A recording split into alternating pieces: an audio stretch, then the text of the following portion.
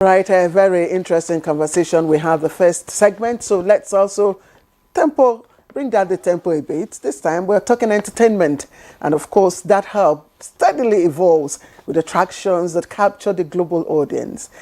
A unique blend of arts, music, dance, and culture curates into the spectacle of glitz and glamour in all of its African glory. So, Key Laugh is on the spotlight. And in just a moment, we'll unveil the menu.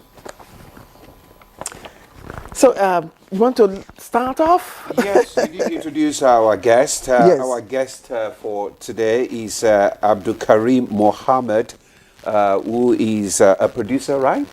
Okay, You're welcome to Good Morning Nigeria. Thank you very much. So let's let the cat out of the bag. So when you say Kano Indigenous Languages of African Film Market and Festival, otherwise known as KILEF, right? Is scheduled to hold in November, that is on the 20th of this month. Can you give us a brief of what this festival is all about? In the first instance, it is a project that I have incubated from 1982 to 2018 when I was able to launch it.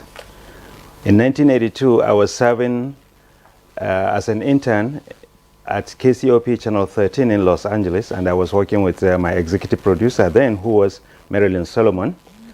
And she had this friend of hers that was visiting Nigeria, and they recorded her visit. And she was serving in the California Senate as at that time. And the visit she was recorded for, she went back home, invited guests, played the tape, but the tape could not play because it was PAL. And she needed it back on NTA to get it to watch. So she came into the station that I was doing my internship, and my executive producer introduced me to this senator. And Which year was that? This was 1982. Okay, where were you doing your internship? KCOP Channel 13 in Los Angeles. Okay. Yeah. Okay. So the senator was overwhelmed. She is a black American. Her name is Senator Diane E. Watson. Then she was 16 years in California Senate, but she had never left America in her life. And her constituency was the black Americans in Los Angeles. So through that interaction with her, she conscripted me into her re-election campaign, and she was making me to speak about African culture at her own campaign tours. And what really impinged on me was I was a very young person at that time as a television producer, of course, and I could see through the black American community that were cream of the crop of Los Angeles as at that time, including the mayor of Los Angeles, Tom Bradley. She took me to him. I could see through them that they missed something because there is a gap in their lives. And that made me to understand that if you have a culture, if you have something that you can call your own, don't allow yourself to miss it. That was the take home for me as at that time.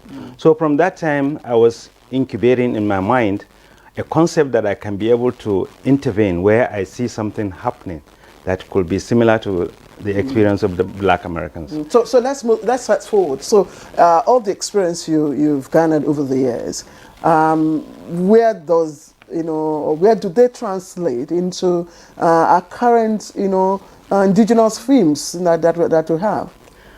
Very good question. The point I'm trying to make is, we are facing analog to digital migration.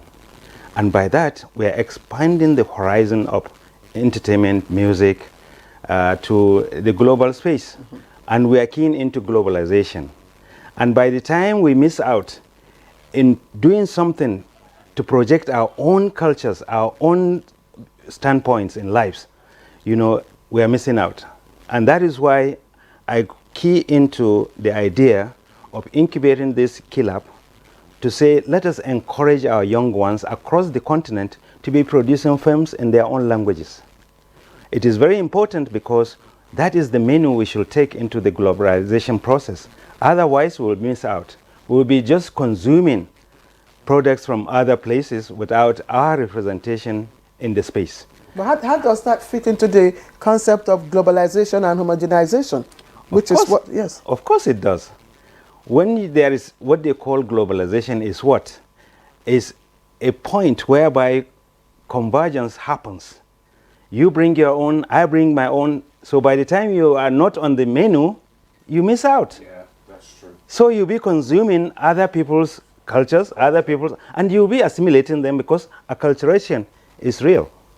It is so real. You are right. It's so real. You are right. So this is why we said, let us create this platform where we can be able to encourage our young ones to be producing films in their own indigenous languages. Okay. First, you conserve the language. Yeah. Secondly, you make them to bring out something original of their own selves, so that it can be put on the menu of globalization. Okay, okay, Abdul Karim. Let's. This your program is going to be a week-long activity. Sure. What are the things we are to expect? In the first instance, I want to ensure that not only encouraging people to produce in their indigenous languages, but also creating a platform within the setting of what we are going to do to ensure that we get quality intellectual papers presented based on the theme that we usually choose. And that theme, we select some of these papers. So it's a conference that we do. And I'm collaborating with the Bayero University Faculty of Communication to ensure that that intellectual component is being taken care of.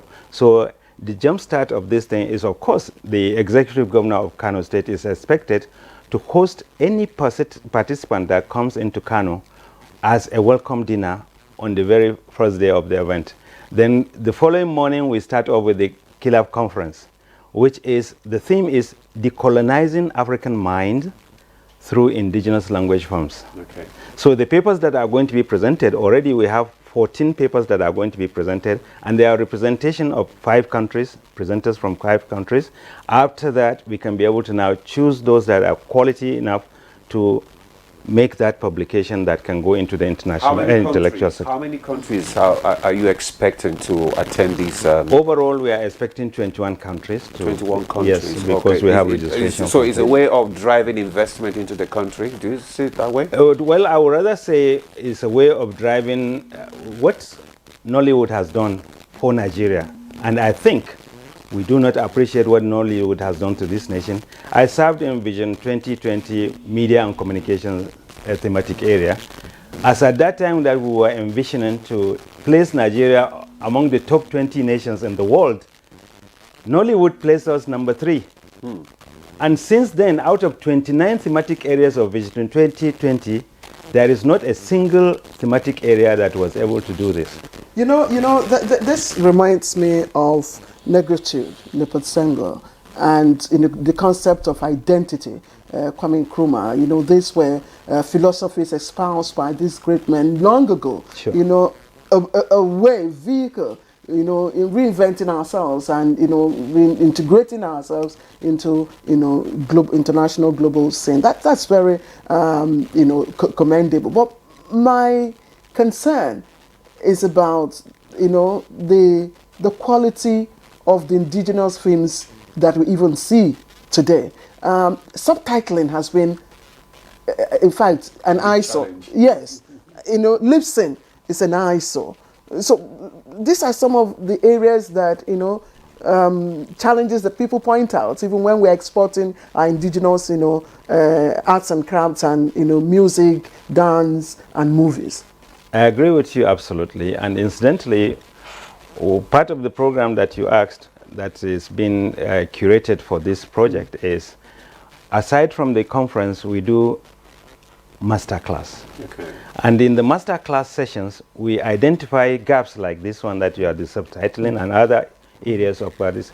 Let's be mindful of one thing, you know, once you are trying to sort of intervene and improve quality, it doesn't happen overnight. China, in those days, when they came into Nigerian market, if they want to insult what you wear, they will say it's a Chinese made, because why? It is inferior. But today, nobody can say that about China. Yeah. So I believe that, yes, we have a starting point, and our starting point, I can assure you, is good. If it has qualified us to be one of the top 3 nations of the world that produces films. We should be proud of that. But fundamentally, what are the focal points? What message do you want to send via this medium to the world? What are you selling? What I'm selling is Africa must have a united front because we share common identities. And this globalization that is happening, our menu must be presented at that space. Otherwise, we're losing out. Our kids now, if you see their hairstyles, if you see their dressing modes, you know, we are losing out in that sense. So by the time we are sensitizing our youth to appreciate who they are and then use their own indigenous languages to tell our own stories, because they tell stories, and these stories will come with some kind of originality. And where you get originality, you get representation. So we are targeting Kano that. Indigenous Language Festival is basically about the house language? No way. Okay. If I told you that we have been able to attract 21 countries to participate, any African language is qualified to key into what we are doing. What about Nigerian languages? Nigerian languages, is it out of Africa? It's part of Africa. Okay, what are your expectations of this meeting this year? My expectation is an annual event. So what are your expectations for this year? My expectation, I will tell you that for me to sustain what I'm doing, I need sponsorships. Okay. Because our sponsors have not keyed into what we are doing. That is why we are putting up the bills up to now. And thanks to an agency like NTA, for example, you have keyed in to now say, let us partner with this initiative because we can see where it is coming from and we can see where it is going. And based on that, we have this collaboration that you are offering me exposure and I'm offering you an avenue to now, for example, the masterclass is going to be on acting for the camera. And I believe that NTA is desirous of improving on the drama unit of the station. And if they now get a space, I've given them 10 slots to send in their people to and I would probably enlist. You're more than welcome. That'll be interesting. Yes, so... I'm interested to see what that was. All right. So apart from the NTA, who are you also collaborating with? Have you been able to find collaborating partners so far? In the this thing that we are doing, National Gallery of Arts is also, because what we are doing, part of the curated program that we are doing, we are exposing the art of Nigeria or Africa to the world. We are exporting our talent so that they can be able to interact with people across the continent, so that we can be able to beef up our own quality, as you rightly understand. And also, I'm synergizing. This is the key thing about the conference. Here is theory, here is practice in filmmaking in Nigeria. I'm saying no, there has to be synergy between the two. Give us the date, venue, and yes, when is this? The venue of the conference is Faculty of Communication, Bayero University, Kano. Okay, Kano. And then the venue of the master class on acting for the camera is Dangote Business School, for obvious reasons, because we want to say that filmmaking is a business, and here is an institute that is fostering business. So let's see how we can be able to interact and improve each other. All right, Abdul Karim Mohammed, we'd like to really thank you, and you know, on behalf of the NTA, especially the Good Morning Nigeria crew, we wish you all the best. Thank you very much. I appreciate it. We're waiting for our invitation. What part would you like to play in this? What role? I won't disclose for now. I know what he can do. Demola can sing and he can use his legs. So, all right, Demola, go ahead. Okay. I think it's time for us to close. Okay, the director said we should close. Yes, I think, yes, it's time for us to say our goodbyes. Today is just Thursday, don't worry. We'll be back tomorrow by God's grace. So from the GMN crew, I'm saying goodbye. I'll see you tomorrow. Bye-bye. And from me, Ademola Adeoye, thank you very much for joining us. Have a fabulous day.